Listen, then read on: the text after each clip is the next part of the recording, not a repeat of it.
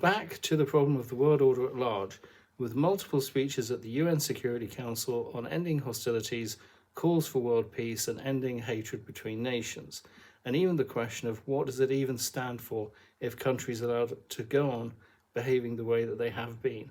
I have mentioned before that hyper-reality was a feature of philosophy as it came through the postmodern age, in which the government, media, and the way events actually occur combine, mean the lines between fact and fiction are blurred for practical purposes, and we found ourselves living in the concept generally simplified into progress.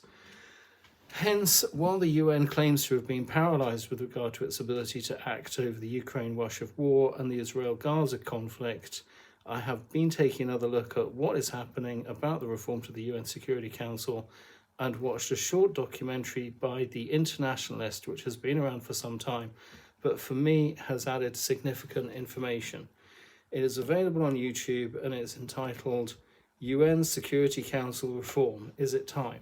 Posted by the Council on Foreign Relations.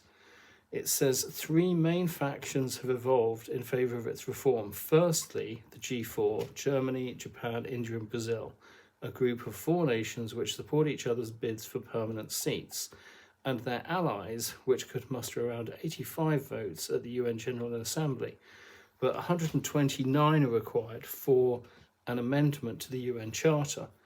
Their main rivals have arisen mainly over the issue of regional representation. The Uniting for Consensus movement, also known as the Coffee Club, which has been around since the 1990s and is led by Italy. It includes Pakistan, Egypt and Mexico, which have been joined by Spain, Argentina, Turkey and Canada. Colombia, San Marino and Costa Rica, Malta and South Korea.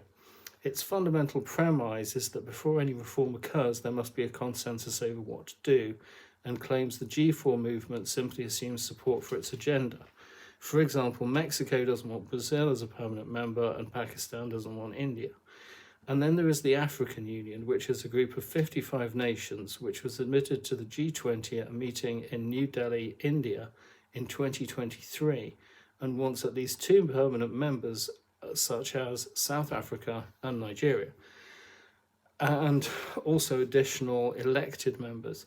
The internationalist view itself was pushing the UN perspective on the matter, suggesting that the UK and France were more enthusiastic about reform as well, while Russia did not want to give up any of its own power. China didn't want India or Japan, and that the situation can only realistically move forward if the African position breaks down, which does not appear to be rational at the moment, because of its recent admission to the G20 indicates that it should intend to use its position to gain more representation and not give up its current agenda. So that would, generally speaking, support the Uniting for Consensus movement, in fact, because it would put pressure against the G4 and the automatic assumption that we can move forward in a particular way. So in that sense, I think we're going to have to wait for the influence of Africa to stack up with Turkey in terms of the creation of a new centre ground and the emergence of a new type of inclusiveness in global politics, which maybe the world hasn't seen before we can then feel comfortable in terms of talking about reform to the UN Security Council, because all the world's nations are talking to each other. I was previously talking about the issue of regional influence when it came to the reason why the world did not see the problem of terrorism blowing up into the size that it did, because of the way the world works in terms of nations, and especially with the strong influence of independence and constitutional governments that we see emerging at the end of the Cold War due to the collapse of the Soviet Union.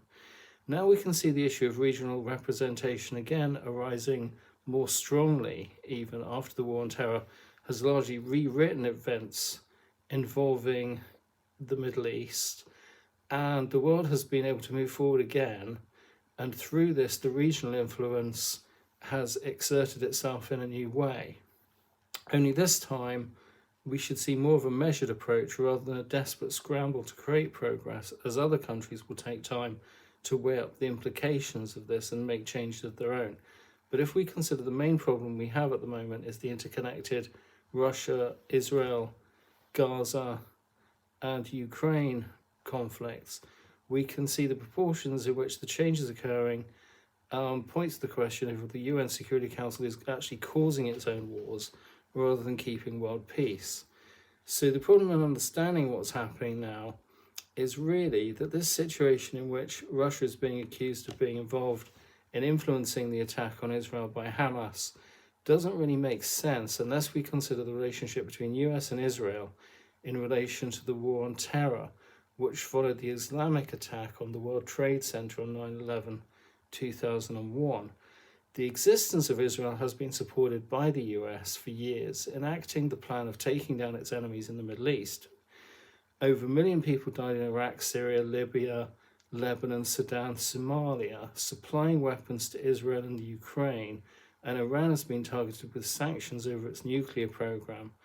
So in the end, it's not entirely illogical for Russia to support Hamas against Israel, as Israel has been a key part of the US strategy in the Middle East, which they justify because of the global war on terror.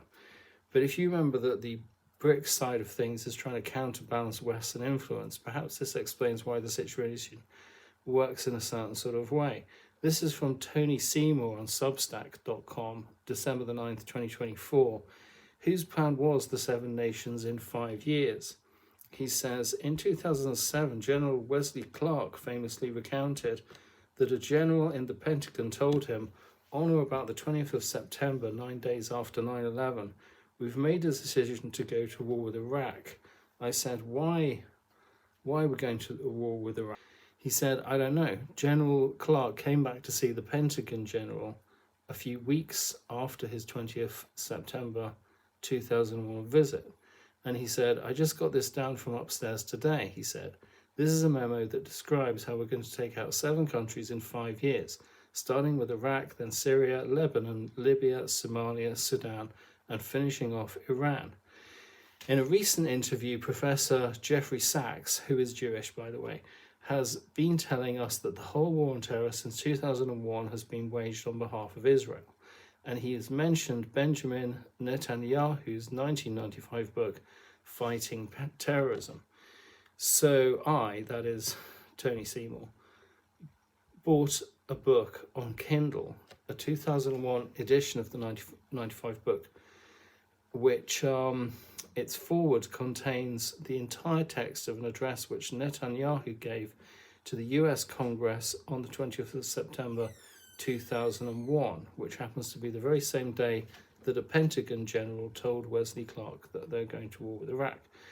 Netanyahu writes that the argument he made in 1995 represents the principles and basic conceptions that must guide our actions in the great and crucial war that lies ahead, which are that it's not enough to attack terrorist organizations, it's necessary to deal with the states that harbor them. On 9/11 itself, in his first address to the American people and the rest of the world, President George W. Bush said, we will make no distinction between the terrorists who committed these acts and those who harbor them. I know Bush said that because I was there at the time and watched him say it on national TV. This points to the idea that somehow the Iran-Russia-Hamas alliance somehow counterbalances the US-Israeli influence in the Middle East, thus meaning that we can see it as something of a situation which has been allowed to fluctuate, maybe to counterbalance the stagnation that's been produced between the two superpowers, Russia and the United States, with regard to the expansion of NATO across Europe, and particularly across Eastern Europe after the Cold War, which has left Russia effectively unable to exert its influence in any way at all. So this is another article on Timeline magazine online, also on Professor Jeffrey Sachs, titled US Goes to War on Netanyahu's Behalf, Israel Runs American Foreign Policy, Jeffrey Sachs. Subtitle, Sachs said that the US has been going to war on the behalf of Israel and that the next state in line is Iran, edited by Aishwarya Krishnan updated December the 17th, 2024, Sachs reveals that according to the timeline of the Seven Wars document, after Iraq, Syria was supposed to be next in line. But because the US got bogged down in Iraq and the subsequent insurgency in the region, the US did not move forward on Syria. It was to happen 20 years ago. What brought Assad down started under Obama, he said. Barack Obama, the 44th president of the USA, ordered the CIA to overthrow Assad in 2011. Under his regime, there was a war in Libya as well. When Carlson asked if Syria was ever a threat to the US, Sachs said a defiant no. Syria was not a threat to the US whatsoever, but it deemed to be by Netanyahu a threat to Israel because of a simple reason. He wants to rule over the whole of Palestine, the Palestinian people, and doesn't want a Palestinian state. This is what's led to a militant opposition, Hamas, Hezbollah, and others, he said. So, as he counted down each of the 7 countries and their current status, Sachs warned that the only war that hasn't happened is Iran. If you watch every day now, the mainstream media is pushing for a war with Iran. Netanyahu wants it. They want 7 out of 7. Calling for the fall of al-Assad has been part of a 30-year effort, Sachs noted. This is Netanyahu's war to remake the Middle East. It's been a disaster and continues to be a disaster, but as Netanyahu himself has said after Assad left, we've remade the Middle East. Why can't the world move forward without having a global crisis? If people understood the situation that we're in now, in terms of how it would seem the way nations are moving forward, is simply playing out the karma created by the way they evolved through the Holocene. So we could move into a position where there could be more patience and cooperation, one in which, instead of the nationalist zealots, people who are more educated and university-minded could be promoted into positions of power. People who discuss instead of fight each other. There is, of course, the idea that the world simply moves forward in whichever way it does, and these crises inevitably occur, as most people are just cogs involved in turning the bigger wheels, and could not possibly understand how all the issues involved work, right? After all, the structure of the age being what it is, how come societies, their financial systems, the military, all function in a different way from how it has evolved? But the question over why they're having these proxy wars, why the situation works the way it does, this is creating the great paradox at the end of the postmodern age, because we cannot have reform to the Security Council until people realize why we need it, and they can't realize that because of how the situation works. So because of how the two are responding to each other, like yin and yang, making it an educational unicorn, as people do not generally understand how the ages change. So we don't have anything to create a solution out of. And thus it is most likely it will all have to come out after we've entered the Anthropocene officially. That is to do with the way that it all worked in retrospect. And then we can look back and see that people not understanding the way it all worked caused the whole problem, even though we know this now. So there is a light at the end of the tunnel, and people are not going to stop until they reach the end of it. Of course, criticism of the situation in terms of the big picture is still that capitalism has been allowed to carry on blindly like a religion, which has even led to the term capitalocene, something which suggests that there has simply not been enough strength in the world system to move forward in a coherent way, which we can directly attribute to the fact that while many people are visibly living in the Anthropocene, the actual structure of global society from the postmodern part of the Holocene still prevails. So if you search the term online, you'll see numerous articles and books on the Capitalocene, in general proposing that the institutions of the Holocene have simply been bad at adapting to the new demands placed on the economy by concerns over resources and the environment. It is generally critical of Western society, but the problem is if we take it literally and do not consider it within the right context, then it threatens to displace the whole idea of the way periods are officially categorized and understood. And this shows how easily ideas can still become entirely convoluted, even in developed modern nations. So think about what this says about the situation in the Middle East, which has ideas going back into ancient times. An article from Benjamin Kunkel London Review of Books Online, volume 39, number 5, 2nd of March 2017, The Capitalocene, looks at the various problems which are emerging along with the Anthropocene, describing perspectives from a number of books, including the problem of our age, which is causing the mass extinction event which is happening to many species as human beings seem to be taking over the planet with little ability to control their actions collectively, noting that, I quote, "it has already picked up a variety of incompatible meanings," as Jeremy Davis, a professor in English at Leeds, observes in The Birth of the Anthropocene, perhaps the best guide so far to the different senses and time frames attached to the term. He says, Professor Jason W. Moore proposes the Anthropocene be renamed the Capitalocene, since the rise of capitalism after 1450 marked a turning point in the history of humanity's relation with the rest of nature.